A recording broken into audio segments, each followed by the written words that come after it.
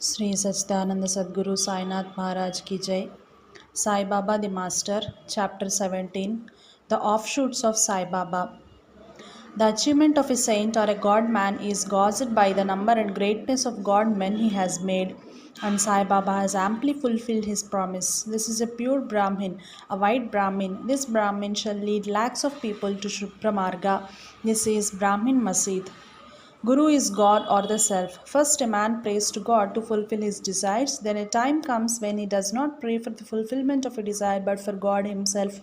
So, God appears to him in some form or the other, human or non human, to guide him as Guru in answer to his prayer. He who has earned the grace of his Guru will undoubtedly be saved and never forsaken, just as the prey that has fallen into the tiger's jaw will never be allowed to escape. These words of Bhagavan Ramana Maharshi are a graphic summary of how Sri Sai Baba transformed Sri Kasinath Govind Upashani Shastri into Sadguru Upasani Maharaj, the famous saint of Sakori. The whole process of this spiritual alchemy is thus a spectacle of Sai Baba's efficacy as a Sadguru, a witness to what he does to one who surrenders to him completely. Upasani Baba Maharaj Kashinath was born on 5th May 1870 as the second of five sons in a Maharashtra family of priests famous for his piety and learning. He was backward in studies, and the harshness of teachers created in him a permanent aversion for the school. Endowed with a sturdy physique, he appeared to have a great disregard and detachment for his own body. As he grew up, he was more and more attracted by the spiritual side of life and observed all the austerities enjoined by scriptures meticulously. Sandhya, twilight meditation, worship of Sri Rama and Maruti, yogasanas and breath control, and reciting Vishnu Sahasranama.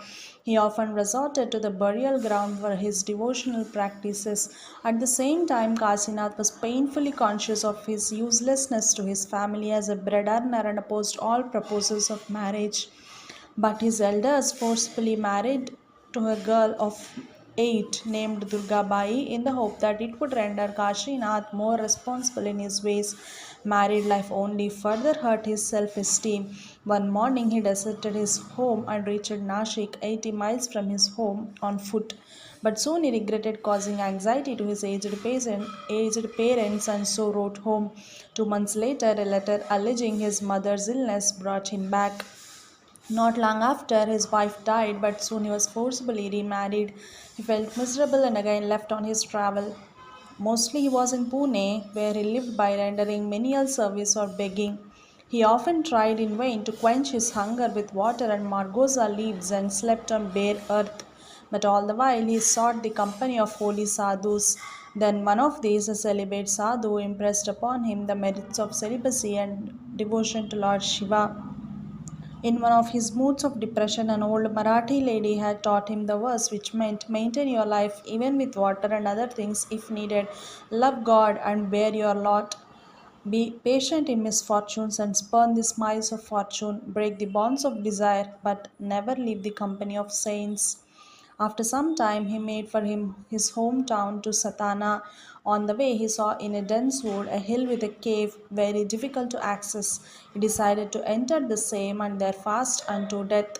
He climbed a neighboring tree and leapt from its branch into it. The cave was 4 or 5 feet high, 9 feet long, and 4 feet broad. Devoted his time for the repetition of the Lord's name. Soon he attained a high state of mystical trance, that is samadhi. When he woke up from it, he was surprised.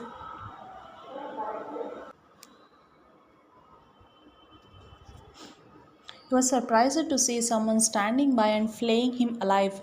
His skin was coming off like the slough of a serpent. The shock of the vision had brought him to the normal consciousness more fully, and he found that there was no there was no one there, and his skin was intact. He experienced a keen thirst. His thought was too parched to cry for water, and there was none to help him even if he did. His body was too stiff to move. Only his right forearm was free. He again fell into a trance state. Soon there were clouds and a heavy downpour. Water streamed near him in the cave. By the time he regained normal consciousness, with his right hand he slaked his limbs till they were restored to their natural condition. 3 days passed when he had a vivid vision. Thirsty, he was approaching a stream for water. Two figures, a Muslim and a Hindu, were by his side. They pulled off his old skin and displayed to him a shining body within and said, "Why do you want to die? We are behind you and we won't let you die." He realized that fate would not let him die. Weak as he was, he crept to the edge of the cave and moved along one of the branches of banyan tree, swung himself by it, and dropped down on his legs. Surprisingly enough, even this fall from such a height in such a weak condition of the body left him unhurt except for a small swelling and pain. He crawled for 5 hours to reach the huts of tribals 2 miles away. They fed him with milk and wild rice. When he was a bit strong, he sold fuel at Nasik and gave the money to the tribals. He returned home on 22nd of July 1890 and learned that he was in deep samadhi state for months on end. Within 3 weeks of his arrival at home, his father died on 8th August 1890 and he performed the last rites. His grandfather was laid up and young Kashinath had to attend on him, and this inspired him to take to the medical profession. His grandfather passed away in 1891. His grandfather passed away in 1891, leaving his family in debts. They had to live henceforth by the generosity of late Sri Lokamanya Balagangadhar Tilak. At this time, Kashinath's second wife died and Kashinath left for Sangli to learn medicine and Sanskrit. Later, he became a prosperous doctor in Amaravati, but his spiritual discipline continued. He invested his savings on a huge estate, which resulted in a total loss, and he was constrained to return to Amaravati.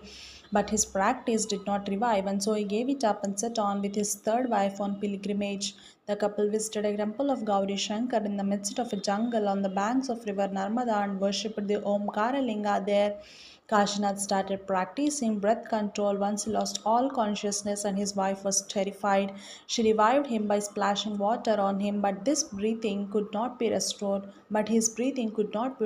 to normalcy.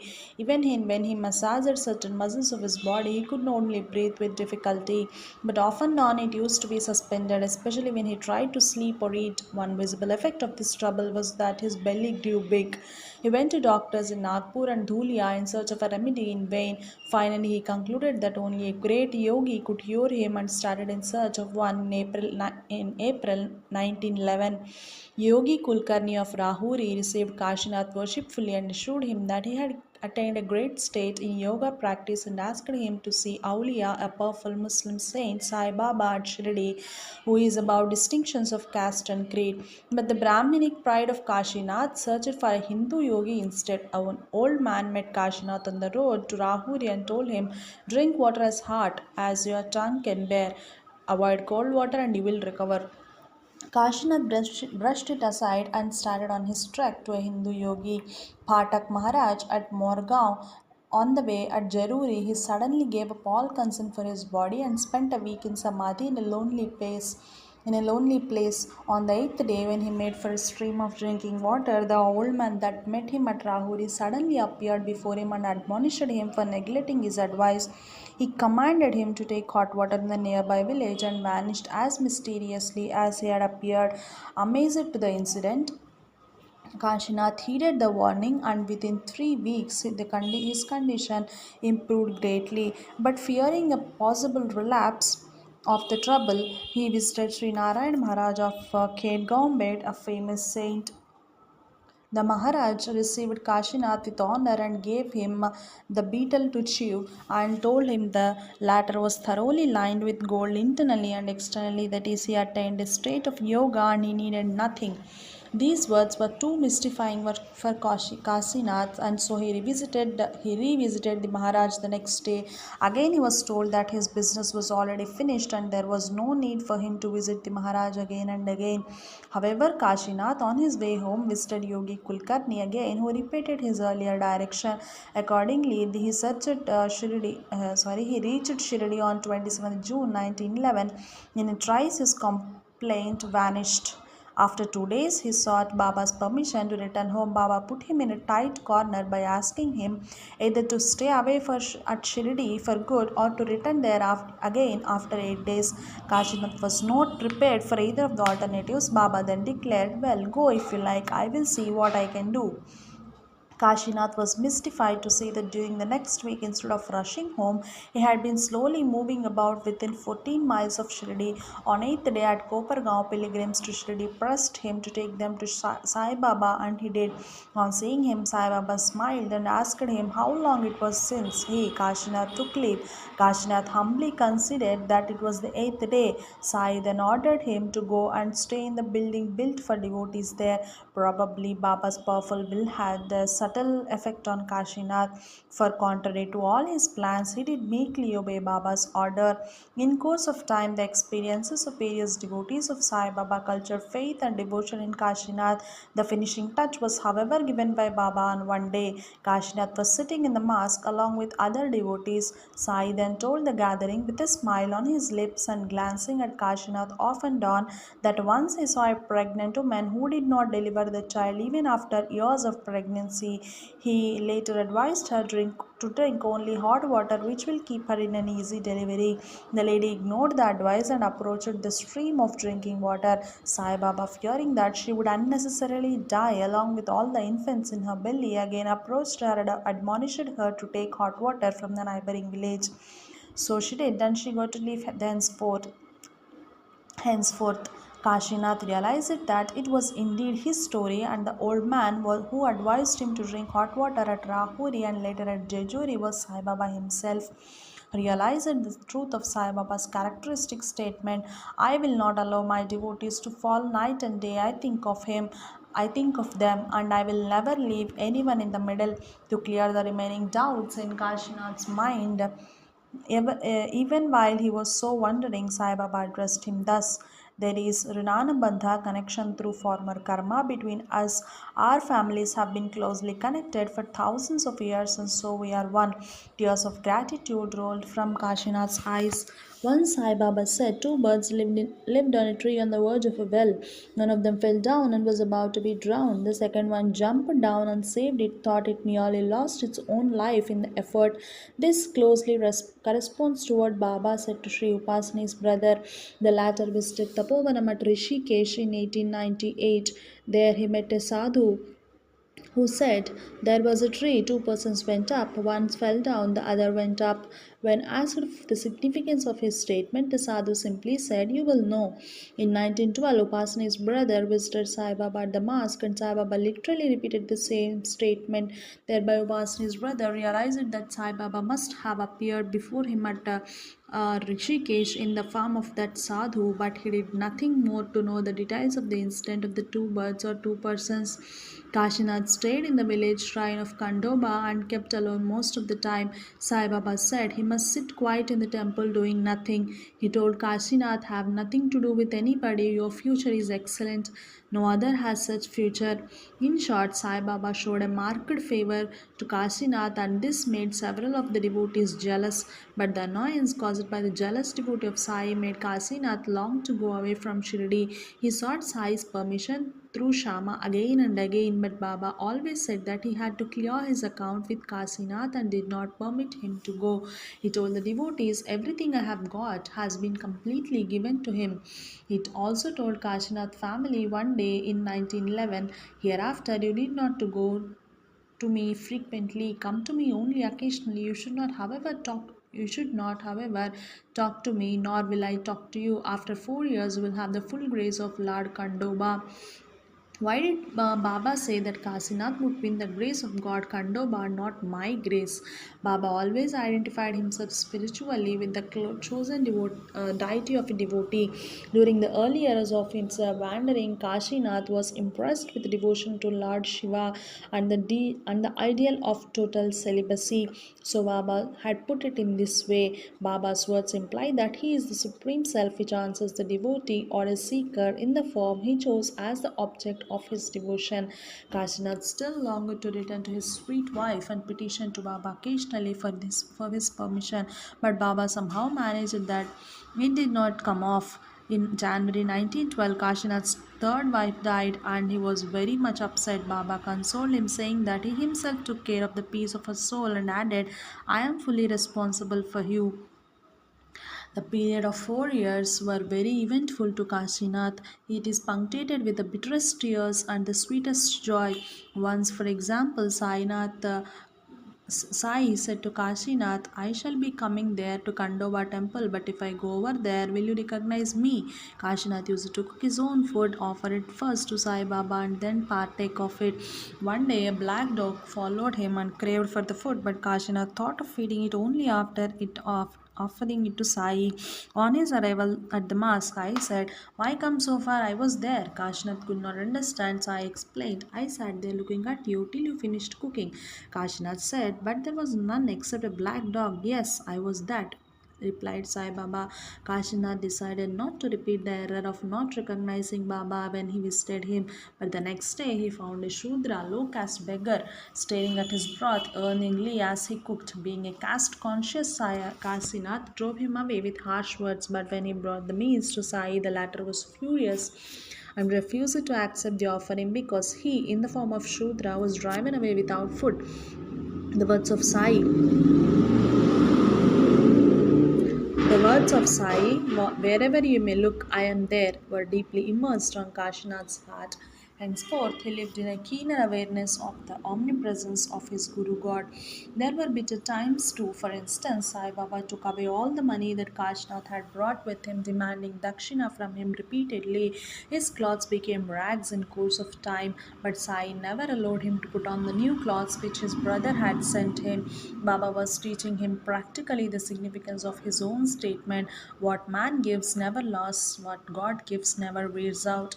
Kashinath sometimes experienced extreme aversion from food and he used it to throw it away to dogs and other creatures. Sometimes he saw Sai Baba when the latter went out of Dwarka Mai on his daily rounds. Baba always assured him, I'm always with you. You need not fear anything. The more you suffer now, the more excellent and happy your future will be. Pivoted on such trust in his Guru, he stopped eating altogether for 1 year during 1913 to 1914. Strangely enough, though he was lean and without food, he was doing hard work like grinding or working in the road laying or ploughing fields. On a full moon day in July-August 1913, Sai Baba indicated the nearing completion of his spiritual dispensation of Kasinath when he ordered his devotees to worship the latter in the temple, even as Sai Baba was worshipped in the mosque. The spiritual training Sai Baba gave to Kashinath was mainly through a number of significant visions which served in wiping out human fragilities like lust, greed, etc. from his heart. For instance, once Kashinath had a vision that he entered a house. Sai Baba, who was seated inside, beckoned to him with the view to whisper some instruction into the farmer's ears. When he was about to do accordingly, a shabby counterpart of Kasinath himself pulled him away and asked him not to heed Sai's words. After repeated warnings to the shabby figure, Sai Baba bade him, took him to a stream and burnt him on a pyre. Then Sai returned and told him that the shabby figure was the personification of his Kashinath's sins. You are now free from sin by our united effort. Much is to be by our united effort. Much is to be accomplished. You will yourself understand everything without any word from me. Then Sai Baba's Guru prostrated before Kasinath to the latter's amazement. Thus ended the vision, proclaiming the flowering of Kashinath into a full-fledged saint. Sri Upasani Baba Maharaj. Similarly, on another occasion, Sai Baba showed the glowing person of Upasani Maharaj's spiritual glory to him. Upasani Maharaj then asked Sai, if this figure is the form of my virtue, and if the one you destroyed earlier was of my sins, who indeed am I? Sai said, you are beyond these two. That which constitutes me constitutes you. There is no difference between you and I. This transformation of Kashinath into Upasani Baba was not a mere subjective experience. His inner glory started revealing itself in a large number of miracles which his visitors had witnessed. Sitting in a temple, for instance, he would describe everything that happened at Mask. He knew the innermost thoughts of all and their past, present, and future. One Narahari from Nevasa visited Baba with a few others, but he did not bow to him as he seemed a Muslim fakir. Sai glared at him and then at once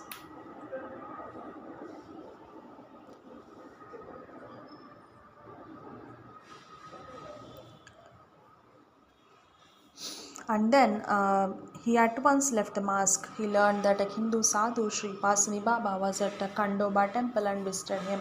When he bowed to him, Sri Pasani Baba drew his feet back, saying accusingly, "Oh, you are a high caste Hindu, and Sri Sai is a Muslim to whom you should not bow down.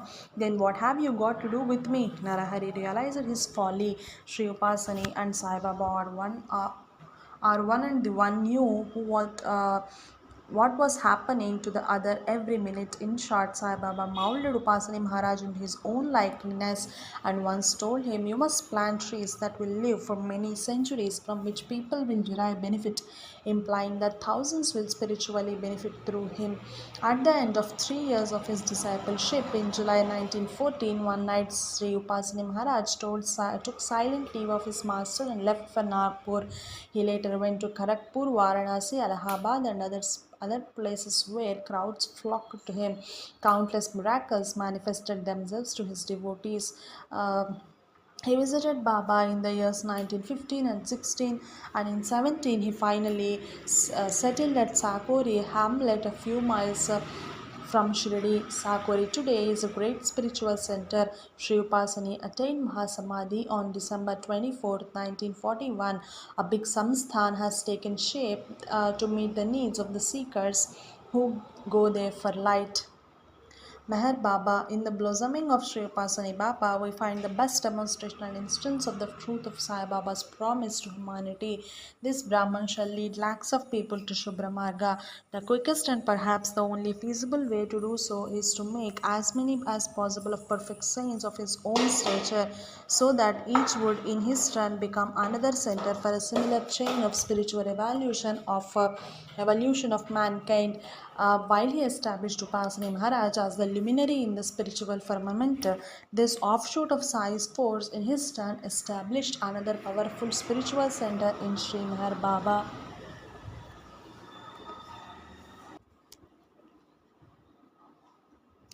The quickest and perhaps the only feasible way to do so is to make as many as possible of perfect saints of his own stature, so that each would in his turn become another center for a similar chain of spiritual evolution of mankind.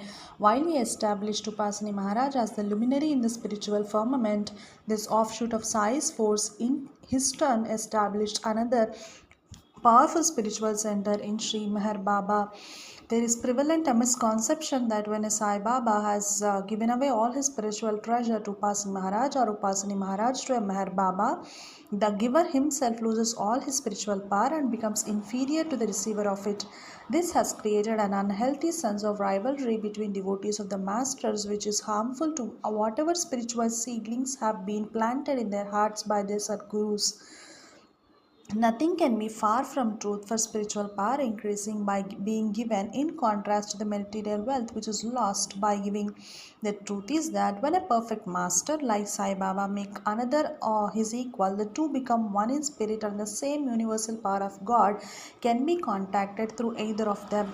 For instance, if a Hindu visitor to Dwarka Mai has an inhibition that Sai Baba was a Muslim and so not worthy of worship, Upasani Maharaj, even while sitting in Kandoba temple, feels the pinch of it and refuses to accept the worship from that devotee till he overcomes that inhibition and worships Sai Baba freely. This phenomenon operates the other way too. Sai Baba did order his devotees to go and worship Upasani Baba also in the Kandoba temple. That which constitutes I constitute you. There is no difference between you and I, said Sai Baba to Upasani. Indeed, this spiritual identity extends to all realized saints. Any devotion or disrespect shown to one of them amounts to doing the same to all others and to all their spiritual descendants. We have a parallel anecdote in the Islamic lore. God, after having created man, commanded the angels to pay homage to him, man. Many of them did so, for they know that in rendering obeisance to man, that they were obeying God's order. Secondly, constitutes acceptance of the fact that God can make any of his creatures as great as he wants to by his mere will. Some ages, of course, did not obey the law on the ground that man was an inferior creature being made of clay, while they themselves were superior residents of heaven, and they were made of fire. These angels had to pay for disobeying Lord's command. The homage paid to Pasani, if it is true homage, does not imply disregard for Sai Baba. Quite the contrary.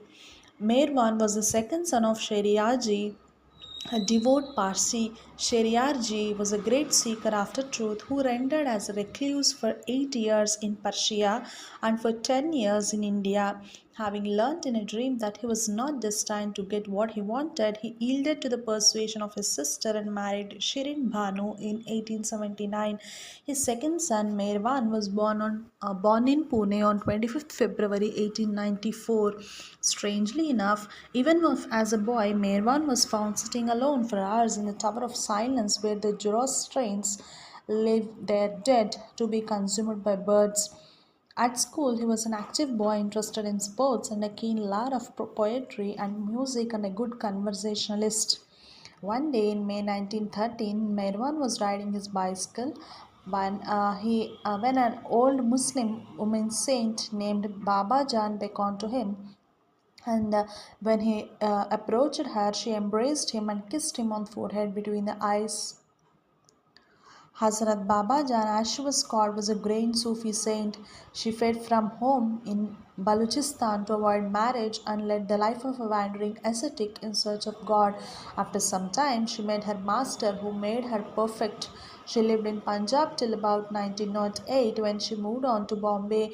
In the fullness of her realization, she used to say that she was God, for which some Orthodox soldiers of the Baluchi regiment buried her alive as a heretic. Some years later, the same soldiers found her very much alive by the side of the road in Pune. They bowed to her in amazement. This incident spread her fame far and wide. Soon after his recovery with her, Merwan visited Hazrat Baba Jan every day. One day she said of him to the other devotees, "This child of mine will one day cause a great awakening in the world and would do immense good to the mankind." No sooner did he return home than he began to experience strange electric shocks all over his body and then became unconscious. For 3 days he was like that, speechless and not seeing anything, even though his eyes were wide open. Later he slightly regained his consciousness. Change of residence or medical aid could not help him. But during the course of 1 year, he recovered much and felt the need to find someone who could help him to gain complete recovery. An impulse to travel extensively added to this. Accordingly, he visited places, and instantly he also visited spiritual masters like Sri Narayan Maharaj of Kedgaon and Hazrat Tajuddin Baba of Nagpur. Later, he visited Sri Sai Baba at Shirdi, who directed him to Sri Upasani Maharaj.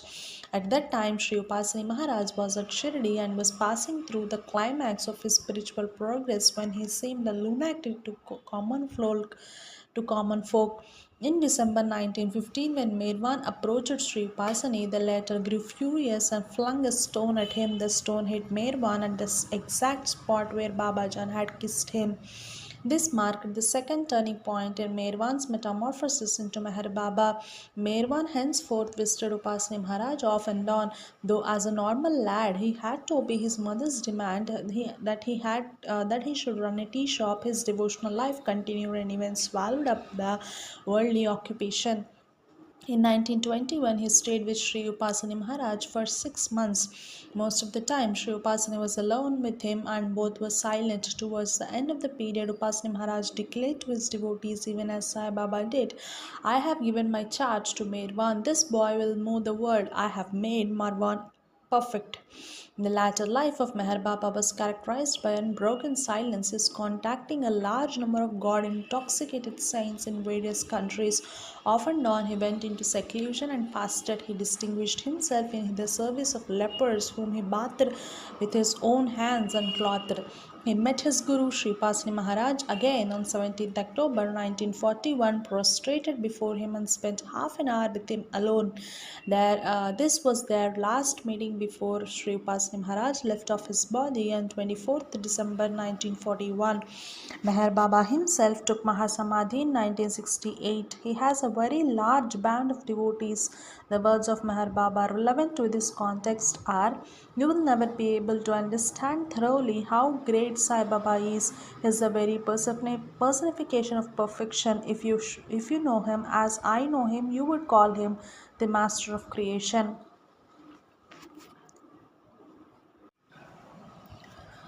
Sri Sai Sarananandaji. Sri Sai Sarananandaji was an ardent devotee of Sai Baba and was immensely blessed by him. He is revered as Satpurusha by a large number of people. The writer of this book had the good fortune of being blessed by him at Shirdi. He is indeed one of those rare souls who ever bask in the constant spiritual proximity of Baba. He is the author of the famous book Sai the Superman. An outline of his spiritual life and his experiences with Baba were summarized by him in his article entitled "The Teachings of Sri Sainath" in the Sovereign, published on the 50th anniversary of Sri Sai Baba's Mahasamadhi. I quote it in toto from it for the benefit of the readers.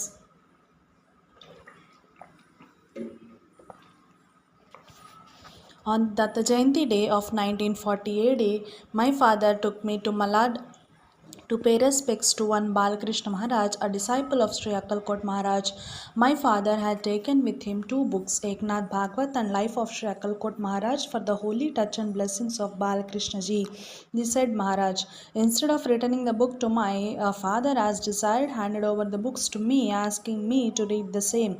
My knowledge of Marathi was limited, so I could not understand Eknath Bhagwat, but I read the Swamiji's life without any difficulty. I then expressed my desire to see such a saint if such a rarity could be found. Some months after this, my father heard of such a saint, Sri Sai Baba of Shirdi, and went to Shirdi. Till I attained the age 18, I recognized the necessity of performing Sandhya, Panchayatan Puja for me, but thereafter I substituted in their place readings of prayers and spiritual books. Thus, I read Life of Sri Ramakrishna Paramahamsa in tune with the infinite, Out from the Heart, Banyan's Pilgrim's Progress, Life of Swami Vivekananda, and other books. About this time, my professor of philosophy introduced us to Kant's reality. He pointed out that it was beyond time, space, and causation. I asked myself if, as Kant propounded, the reality was formless, attributeless, how could it have assumed a human form but for the purpose of saving its devotees and destroying its enemies, as Sri Rama and Krishna have done? Are those Puranas and other books about the two incarnations mere legends? Professors and comrades and clever students could not satisfy me. My father therefore advised me to go to Sri Sai Baba for any solving my difficulty. Soon after my final LLB examinations on December 10th, 1911, I left for Shirdi, reaching Kopargaon at the early dawn.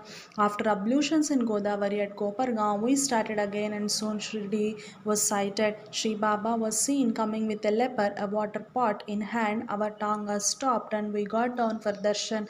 As I prostrated myself before Baba, he said, "God does exist." God does exist. Why do you say he does not exist? Then he asked me to move aside. This one sentence of his on my first sight inspired me with faith in him, and I determined from that moment, come what may, I should, with Baba's help, see him face to face, talk to him, and consecrate my life to him. Sri Balabahu Chandorkar, brother to the well-known devotee of Baba, took me to Baba for puja. I prostrated before him, garlanded him, offered prasad and some dakshina. Baba's Upadesh was only one worded, Daksha, be careful. On my waking from my noon nap, my memory went back to 1898 when I was studying Gujarati 5th standard at Kaira in Gujarat, and when a fakir usually met me, cracked jokes at me, I felt that Baba's face was exactly like this. So Baba was an old acquaintance of mine. I felt Sri Sai Baba confirmed this impression when Sri Dikshit tried to introduce me to Baba. He stopped him from doing so by saying, "Don't try to introduce him to me. I know him since he was a mouse like infant." On my telling my mother of it, she said, "Baba is right. A fakir had appeared and saved you by his holy ashes from a certain death when you were an infant." After about a week, I obtained Baba's leave to return home. Baba gave me a handful of udi and I started, but Baba had so contrived things that on my reaching the Godavari, the bullocks of my cart ran back to Shirdi and I was again there, construing this as Baba's wish that I should stay at Shirdi for some more days. I did so. In July 1912, I went to Shirdi for the Guru Purnima on advice of Sri Dikshit. There one night Baba appeared in my dream and said, "I love you very much." And as if to confirm what he had stated in the dream, when I went to Chabdi or Kakda Arti, he gave me a smiling look. Returning home and continuing the same daily routine of puja, after reading 4 chapters of Sri Das Ganu, one night Sri Baba appeared in my dream and said, "Go on chanting horse, horse." I wrote to Sri Dikshit at Shirdi about this and informed him of my interpretation of the same. At the same time, I requested him to inform Baba of my interpretation and ask him if it was correct. On knowing that Baba meant by horse the same mantra, I started chanting it, and lo, within a few days, Baba visually appeared to me everywhere in all beings, living and non living. I then started keeping term as an articled clerk to Jahangir Gulabhai and Billy Moria for a solicitor's test.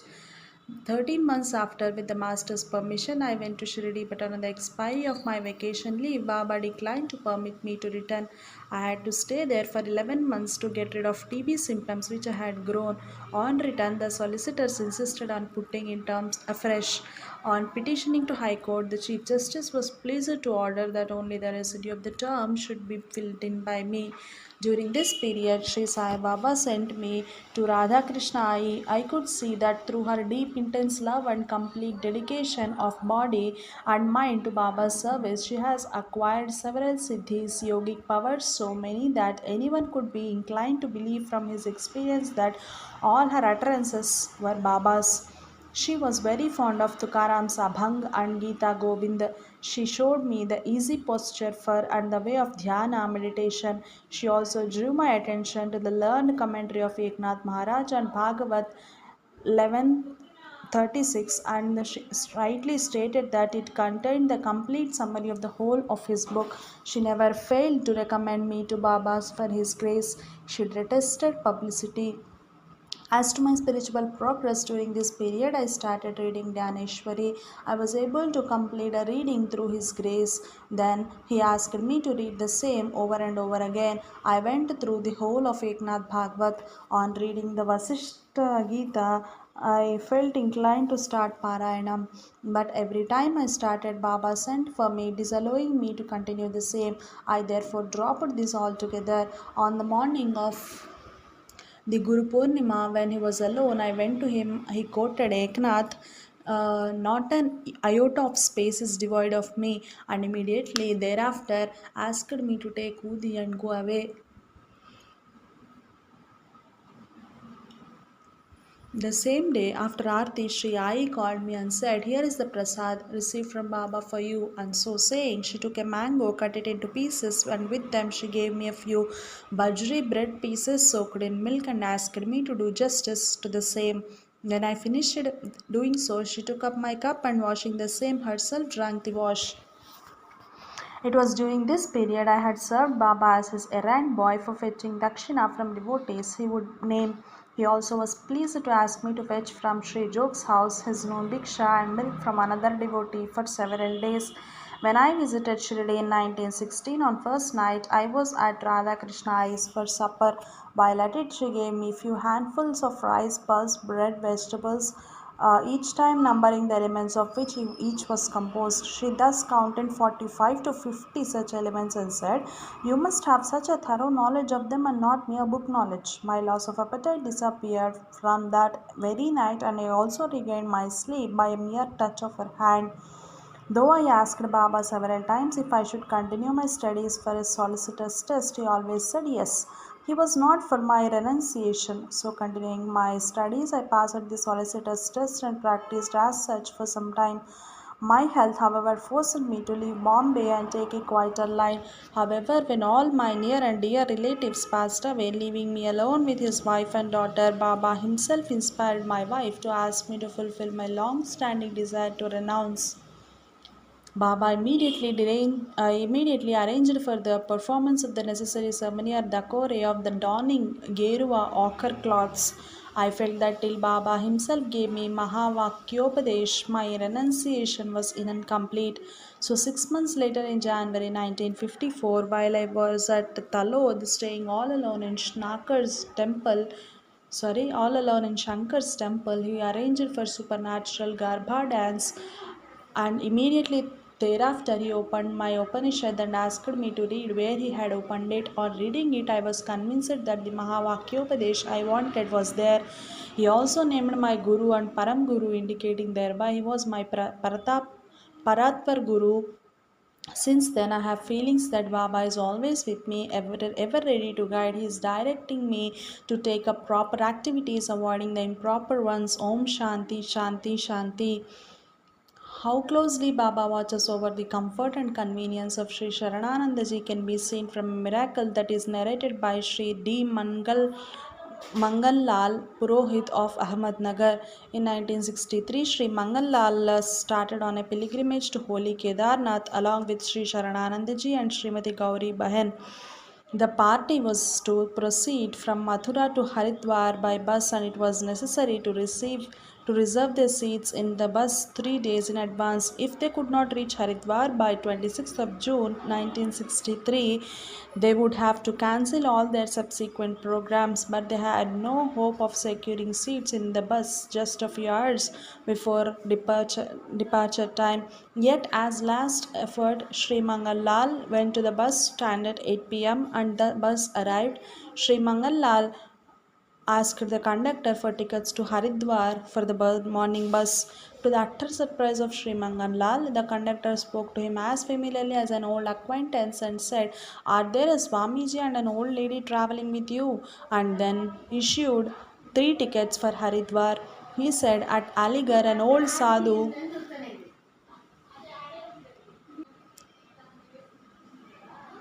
At Aligarh, an old sadhu gave me these tickets and told me to deliver them to you. He said that you would be meeting me at this bus stand at 8 p.m. That is now. Who could that old sadhu be? Sri Sharananandaji was traveling. It can only be Sai Baba who assisted the party. This amply proves that Sri Sharananandaji said to me when we met him in Shirdi in 1976, Sai Baba is always with me. I feel his presence and even hear his wonders. During his very dramatic life of intense prayer and devotion, thousands of suffering people were afforded solace and succor by Swami Sai Charananandaji. The saga of his spiritual ministration came to an peaceful end in 1982. Shri B.V. Narasimha Swami. If today the glory of Sai Baba has spread all over the India, the sole agent of it is Baba himself. Still, the man chosen for work is Shri B.V. Narasimha Swami. Narasimha Iyer, born in 1874, was a famous lawyer in Salem. Of exceptional concern for human values, he realized how many poor families are reduced to misery through litigation. So he preferred to settle their disputes amicably and never accepted a suit which was not normally right. His integrity and leadership won him high positions of esteem and power. He devoted all his energies for the Indian freedom struggle that was led by Gandhiji, yet he assiduous in religious life, both personal and public. In the year 1921, the sudden death of two of his children by drowning was a turning point in his life. Any other man who have turned a disillusioned atheist under the impact. He renounced all worldly activity and set on his quest for Sadguru. He had his formal initiation from the Shankaracharya of Sringeri and took the oath of Vanaprastha retirement. He lived for some time in a cave in the presence of Bhagavan Ramana Maharshi when he composed his work Self Realization, the standard biography of the Maharshi. Realizing that his heart was inclined more towards the path of devotion, he left for Pandharpur in 1932 with the blessings of Maharshi. Worship of Lord Vitthal and Bhajan did not quench his yearning. He visited Sri Narayan Maharaj of Kedgaon Bet, cryptically introduced himself as a dealer in precious stones in search of the very best. The saint reflected a little and directed him westwards. Swamiji first lived with Sri Meher Baba for some time, then with Sri Upasani Baba. Then he heard of Sai Baba and reached Shirdi in 1936. Even at the very sight of Baba's Samadhi tomb, he realized that he had contacted his Sadguru par excellence. He realized the truth of the words of Sri Ramadas. A Jivan Mukta's body is full of divine light, power, and joy. Even after he sheds it, his power remains in every particle of the dust. They give out spiritual radiance. He records, I have surrendered my all to that living Chaitanya spirit. Henceforth it was Sai's spirit that lived in him and not he. Every breath, thought, and act of his bore the fragrance of devotion to the Guru and perfumed over whole land. His tireless spirit sought out the devotees who lived with Baba, gathering their experiences and composed articles and books in different languages. In 1939, he established the All India Sai Samaj in Madras. He toured the length and breadth of the country, establishing devotional groups everywhere. On one of his later visits to Shirdi, when he was in deep meditation near Baba's Samadhi, a stranger gave him 11,455 rupees for Baba's work and disappeared in the crowd. The work grew and a fine Sai Mandir, a school, a free dispensary, the journal Sai Sudha, is uh, the vast Sai literature in diverse languages and the printing press ought to be his material body to continue his work even today. Innumerable were the miraculous cures Sri Narasimha Swami had effected and personal problems of devotees were solved through mere blessing. Let us note a few cases. Two devotees wished to see him the next morning. That night they saw a sadhu in red robes going past their place and followed him, but he mysteriously disappeared. Next morning the Swamiji showed them a picture of Baba in red garments. The sadhu they had seen was indeed Sai Baba. Similarly, the famous Sai devotee of Andhra, late Sri B.V. Hanumantarao, had a dream in which Baba told him to be his official biographer. The next day, when he met Sri Narasimha Swami, the latter requested him to translate all his Sai literature to Telugu, which he did. In spite of being such a perfect vehicle of Baba's grace, Swamiji never claimed to be anything more than a humble devotee. He never said, I bless you, but always said, Baba bless you. The magnificent saga of his earthly existence came to a peaceful end on October 19th, 1956, yet his spirit is active. Once I had some problem in the office which made me feel the absence of Swamiji, writes his devotee. Next morning, my wife told me that Swamiji appeared in her dream and said, why does OVK think I am not here? I am here. He will get through the event successfully.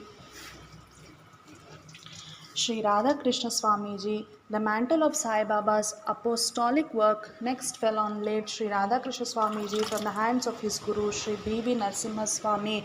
The second apostle was even from his boyhood was very deeply religious, nurtured in close contact with such spiritual stalwarts as H.H. Shankaracharya of Kanchi. He was initiated by Sri Narayan Maharaj of Kedgaon Bet with the Datta Mantra in 1927. He pored over the life histories of great saints and even contacted some like Bhagavan Ramana and Sheshadri Swami. He met Narasimha Swami in 1942 but wondered how the latter, despite living with a sage like Bhagavan Ramana, could be easily drawn to Sai Baba, whom he had never seen, but finally surrendered to him and took as his life's motive the propagation of Sai Baba's teaching. Finally, he founded the Sai Spiritual Center at Bangalore and ably attended to the maintenance of the All India Sai Samaj in Madras.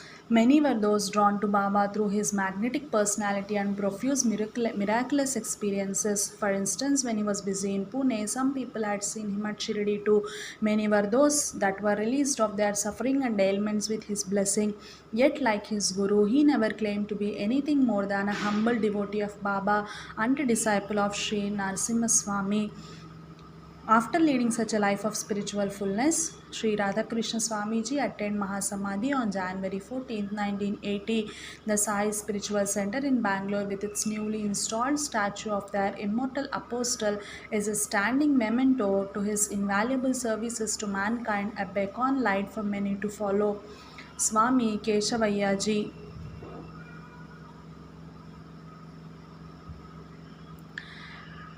Sri Keshavaya realized the spiritual excellence of Sai Baba in a short time through his own experience without studying any books. The grace of Sri Sai Baba, having entered the heart of Sri Keshavaya, has been sanctifying the lives of thousands of people, affording material and spiritual comfort to them. Sri Sai Baba's choice of an ordinary government employee as the recipient of his grace is not without sufficient reasons. In fact, the whole life of Sri Keshavaya amply proves that he deserved it. Sri Keshavaya was born on 1st of July 1899 as the second of four children of a Vaishnavite couple, Sri Balaya and Srimati Sanjeevamma, who were devoted to Sri Rama. Young Keshavaya readily imbibed all that he heard of the daily reading of Mahabharata, the Bhagavata, and the Ramayana. The family lived at Pamidi on the banks of sacred river Penna. The place was sanctified by the austerities of several great saints in the long past and by the existence of several ancient temples that were established by them. The day on which young Keshavaya was born happened to be a new moon day. The traditional belief of the people was that such a one who would be either a thief or great yogi. Soothsayer, Soothsayers and sadhus assured the agitated parents that their son was sure to blossom into a great saint. The passage of years held forth enough promise grounds for the parents. Even at an early age, he used to spend hours together in rapt meditation in the temples. Such was the subterranean spring, so as to say, of young Keshavaya's otherwise normal life. Among his teachers at the middle school was one Mr. Lakeler, who was strangely drawn to the boy. Young Keshavaya spent much of his time learning about Jesus Christ from his revered teacher. No wonder that at the tender age, Keshavaya was blessed with as divine vision of the Jesus the Christ. So too, there was a Muslim who was much attracted by young Keshavaya. He used to tell the boy about Prophet Muhammad and his teachings. Shortly after, the boy had the vision of Prophet Muhammad too. Young Keshavaya was not much interested either in playing with other lads, gossip, or even in running after sweets and other dainties. He was made of a different metal. The boy was so advanced in his devotions that the gift of prophecy was already manifesting itself with him. Lakeler is said to have testified that the young boy prophesied that end of the British rule in India and the dawn of Indian independence. At a time when the name of Congress was not known to the common folk, he prophesied that the Congress party would rule India for a long time. After completing his high school studies at Anantapur, Keshavaya joined as a clerk in district registrar's office at Anantapur in 1923, and within a year he was married to a girl named Govindamma. In 1933, Sri Keshavaya was confirmed in the post of sub-registrar. As an official, he had won the respect of everyone by his honesty and competence. He never uttered a lie, nor did he ever accept bribes. He was known for his fearfulness. Yet he was kind and sympathetic in his duties towards the poor. In 1918, on the holy day of Vijayadashami of Sri Sai Baba shed his physical body. About the same time, Sri Keshavaya and his mother Sanjeevamma were both laid up with illness, and on that day his mother passed away. Strangely enough, there spread a rumor in the village that Sri Keshavaya had passed away. From that day onwards, Sri Keshavaya's health rapidly improved. However, on his part, sadhana or spiritual discipline was not conscious. He himself tells us he felt no spiritual urge in him before the 1st of July 1939. He was as westernized in his dress, habits, and ideas as any other young man of his age. He even questioned how God would be dwelling in stone idols and how offering of coconuts to them could be any of use. Was it not better, he asked her, to use that money to help the poor instead?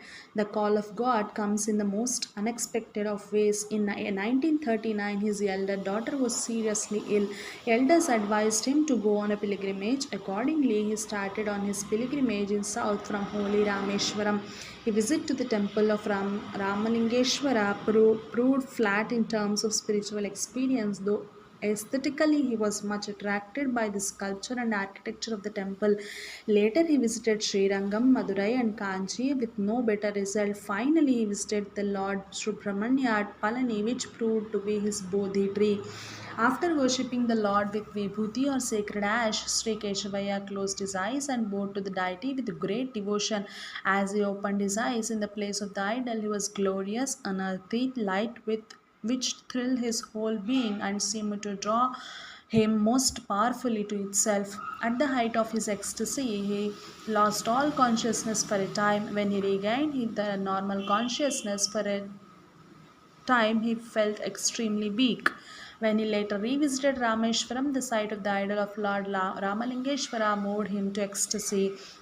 He thus realized that the idols in temples are not mere stones but are the manifestations of the Lord Himself. The two mystic experiences opened up the springs of mystic power that lay dormant in him.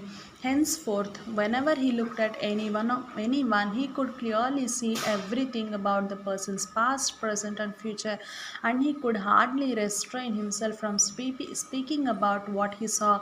If he foresaw any impending misfortunes in store for the other person, he could even avoid them. By May 1939, Sri Keshavaya concluded his pilgrimage and returned to Dharmavaram. In about a month's time, Sri Sai Baba graced Keshavaya with his darshan or vision. Sri Keshavaya first heard of Sri Sai Baba from the famous lawyer at Anantapur, Sri M. Mallireddy. The latter often visited Dharmavaram where Sri Keshavaya was working, and two used to meet often. Sri Keshavaya's intolerance of any trace of corruption in his office exposed him to the hostility of his fellow employees, and when he met Sri M. Mallireddy, he often gave vent of his vexations. Though the lawyer from Anantapur was a devotee of Sri Sai Baba for long, and though he was acquainted with Sri Keshavaya since 1930, it never occurred to him to mention the great saint's name or glory to his friend. Everything has its own ripe moment. In 1939, one day Sri Keshavaya accompanied Sri Mali Reddy to the railway station to see him off and was pouring out his countless vexations till almost the train started. The latter, who till then remained a helpless listener, suddenly had a flash of idea and said, Mr. Keshavaya, you are suffering too much. Why not resort to worship of Sri Sai Baba? The train moved, leaving no time for him to say anything more. In those days, Sri Sai Baba's greatness was not so well known, and Sri Keshavaya himself had never heard of him earlier. But ever since he heard the name of Baba, he went on thinking who that Baba was. He and his wife decided to worship Baba's picture. That night, Sai Baba appeared in his dream for a few minutes. The next day, when he was still thinking of writing for a picture of Baba, he received a copy of it from Sri Samsthana at Shirdi. And after 2 days, he received a packet of Udi too. How could the Samsthan know about Sri Keshavaya and his address? How could they send him a picture and Udi? Undoubtedly, it was one of Baba's miracles. It was too short a time of Sri Malli Reddy to have returned to the Samsthan on his behalf. The next day, when he was putting on his usual western dress, Keshavaya heard a mysterious voice. Why all this show for you? This effected a strange transformation in him, and he at once changed over to the use of dhoti. All his colleagues wondered at transformation of Sri Kesavaya. About this time, he again met Sri Mali Reddy, who was pleasantly surprised to hear about his dream experience. He said, You are blessed indeed. Not everyone can have the darshan of Baba even in a dream. Undoubtedly, you must have been his devotee in your previous life. Henceforth, Sri Keshavaya started worshipping Baba. Within a month time, Within a short time, all his troubles vanished like mist in sunlight. As days passed, devotees started flocking to Sri Keshvaya for secure and Baba's grace reached them through him. Nearly 7 years after his miraculous experience, Sri Keshvaya began sharing the illness of his devotees in curing them. In 1948, he had an attack of tuberculosis. On 10th of June, he came to Madras for treatment and stayed there for good. In spite of his illness, he went on curing the sick with the Yudi of Sai Baba. Doctors examined him and found that his left lung was completely useless and there was no indications and there was no indications of any possible cure. Sri Keshavaya himself gave up hope of his recovery at one stage and made all the arrangements for the subsistence of his family after his impending demise.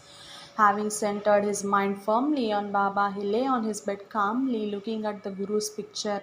On 29th of April 1949 at about 11:30, Sri Keshvaya clearly saw the attendants of death entering his room. Unperturbed, he said to them mentally, "You may take me away." After securing the permission of Sai Baba, at once Baba appeared before him and drove them out. The very next moment, loud wailing was heard from the neighboring house. An ailing person in that house had passed away. Sri Keshavaya's condition rapidly improved. Dr. Veera Reddy, who lovingly attended on Sri Keshavaya, had remarkable experience regarding the latter's parts of prophecy and soon became one of his intimate devotees. Many were the mystic visions of Baba with which Sri Keshvaya was blessed. In one of these, Sai Baba gave him holy water, and in another, Baba blessed him by keeping his hands on Sri Keshavaya's head. Baba often indicated coming dangers to him and helped him in tidying the crisis. There were other remarkable experiences too. When he visited Shirdi in 1943, he had to wish to go to Pandarpur. He took lots with the help of chits to know Baba's direction in the matter. As the response was in the affirmative, he proceeded on his journey. A stranger met him at Dond and accompanied him to Pandarpur and took him to a chowdhury in a Tonga. He even paid for the conveyance. After making all the necessary arrangements, he said to Sri Keshvaya, "Whenever you think of me, I shall come to you." And he went along. Who could he be? Today, as a monument of Baba's grace, a magnificent Sai temple has taken shape at Shenoyingar in Madras. Sri Keshavaya inaugurated the Sai Mandir at Vidyanagar on March 12, 1981 and later attained Mahasamadhi on 7th August 1981. There are many more of the offshoots of Baba which bear testimony to the fact that Baba is a living spiritual force ready to acclimatize every heart that opens itself to him. The more fortune of this God against the snares of craving for fame and wealth, but there are some who succumb to such. Baba had already sounded the caution in his parable of the mango tree in blossom. Many fall off, and very few reach the state of fruition. Jai Sai Master.